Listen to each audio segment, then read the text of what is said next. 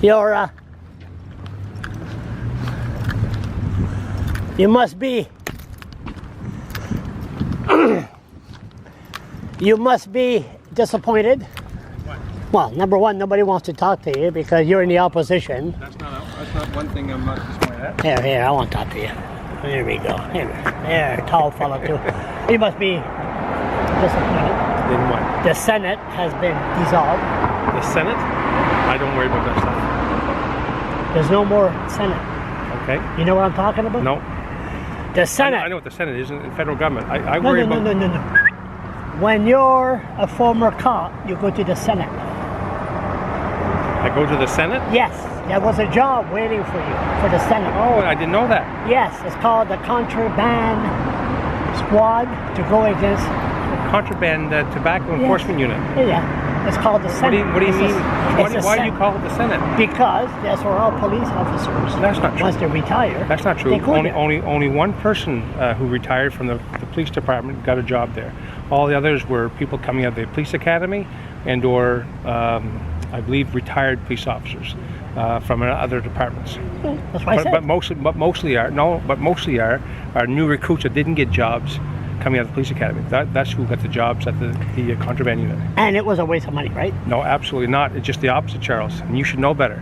Not only were they not bringing in, they're stopping gangs bringing in illegal tobacco, they were bringing in firearms, alcohol, drugs, and all this money supporting that illegal tobacco was going back into gangs and supporting human trafficking. Bringing women in here, so it's more than just tobacco. And this was the only unit specifically trained and to fight this kind of crime. And they were paying 15 times themselves.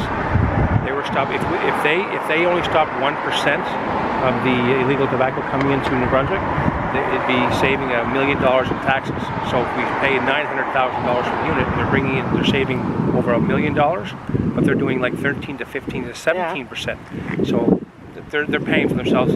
Plus, they're stopping all of that illegal tobacco and gangs. This is what frustrates me about the minister. He knows better. He's a former cop. Yes, he was. And he could have been he could have ended up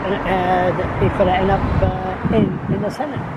No, Charles, I don't believe that. I think that's ridiculous that you even mentioned it as it that way. There's expertise that police officers gain over time of their career, and that they're put in positions because they have that expertise.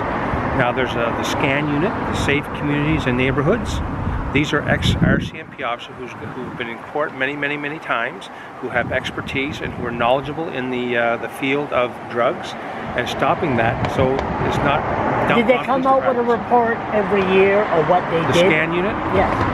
I believe they did, but I'm not 100% sure on that. But I know the tobacco unit has, and I've asked for that to be labeled at the house here today. Yeah. So that is the squad, the Senate. They're going every year. Let's get the name straight. Okay, No, it's the contraband. No, it's not. It's the contraband unit. So I don't know if you're talking about the SCAN unit or the contraband unit or ATV. Well, huge. So someone complains about a lot of activity going on in a neighborhood. Yeah. It's probably drug related or some other illegal. They call the SCAN unit, and without having to interfere or bring in the police, they can go knock on the door of the homeowner and say, "Hey, we know what you're doing here. We want it ceased and stopped." Okay. So if they don't, then they can bring in the police. So what they do is that eliminates that having police to come because they're busy doing other things. So two different units altogether. It sounds confusing. How is it confusing? It sounds like one deals with illegal tobacco. There's too many Indians, not enough chiefs. That's what it looks like. In what way? There's a unit for illegal tobacco, and you know what? They talk about being the best in the country. We're always the best. We're always the worst. Who said that? The people here and the minister. Well, it's no good. They were the best at what they did in the country. In Ontario, we're looking to model their unit after New Brunswick because of what they're doing, and you have no idea how close they were and how many times they've stopped gangs. Some gangs are saying, "Look, you've caught us 3 times, we're done." So they're eliminating gangs who are doing this, and they were that close to eliminating a lot of more stuff. I can't get into it because it's not public knowledge, but It's protecting our communities. Don't you get that? Don't you want to live in a safe community? Oh, if you're letting all these units go who are protecting our citizens, we're open for business, all right. We're open for criminal business. So they're just coming across and doing what they want. I'm disappointed because we have people that mental issues and all that on the street, screaming and hollering, and the police don't do anything. And you're absolutely right. And this is why I'm fighting for that courthouse. It was more than a courthouse. Charles, let me finish before you interrupt. I've been letting. Okay. I think I've been letting you talk. Look, I've been doing pretty good. So this courthouse is more than just a building, and for police officers and judges, it's to help people who have mental illness that are not getting the services they need quicker. How would that help? Well, what happens is we don't have room at this courthouse. It's an old courthouse, an old school. We need a newer courthouse so they can bring in what they call the master's program. And the master's program is now being put on in St. John and Moncton. We were very happy. We were happy to put on. And so what they're doing, that person who is a lawyer, between a lawyer and a judge, they have good recognition of being a lawyer. They can identify those people with mental challenges, mental illnesses, and they can withdraw them from the mainstream of court, and they can look after them quicker, and they can deal with them quicker. So they get the help that they need quicker. But they don't communicate. There's no communication between the less fortunate and people with mental illness and the higher up. That's the problem we're having. This is what this new courthouse would do. It would withdraw those people. They would get the help that they needed, and they would get out of the system, because all they're doing is going in the system. I see new courthouse. All I see is just authority, and I see the less fortunate panhandlers to be sentenced. I think we need a provincial jail first in New Brunswick, in Fredericton, the Fredericton area, before we have a new courthouse. That's what I always said. Yeah, you say that, but maybe you don't understand though. You see it as from your point of view. But I see it as from a former police officer, a doctor, or a health authority. I see what the goodness of a courthouse can do. It's not about just putting people in front of a judge and guilty and charging them. It's about getting the help that they need quicker and sooner, so they don't reoffend. Yes, I agree 100%. We don't need jails to put people in jail. No. We need people to get help that they need. There's a guy right now that's on the street, crystal meth or mental illness, whatever. Now, the police said under, what was it called again? Code 10. What's it called again? Anyway, from the Mental Health Act. Section 10? Section 10, thank you very much. And there's nothing that can be done until he commits a crime. He commits a crime, what do? Put him in jail. No, that's jail is not the goddamn place for a guy like that. Then put him in a mental institution or somewhere. So what I've done many times, I've taken them to the hospital and get them to see a doctor. I'm not a doctor. Police officers aren't doctors. Now they're judges. They need to go get help that they need. And it's when they see the doctor, it's unfortunate, and I've seen it at times, the doctor just releases them because we don't have enough room at the hospitals to keep people or help people. Yeah. Then they come down here, and you know what they do on the bridge. You've been around. It's getting worse. I don't think you had, when you were a cop, it was acid, magic, mushroom. Now, Charles, the internet, they make their own chemicals. People do it at household. I've heard stories. I'm not unaware of all that. But to be honest with you, Charles, when I was in policing, I was more on the side of neighborhood policing and stopping crimes, but I didn't know much about the drug section side of things, so I kind of stayed away from it. Of course, cops were the good neighborhood. Now cops, what are they cops now?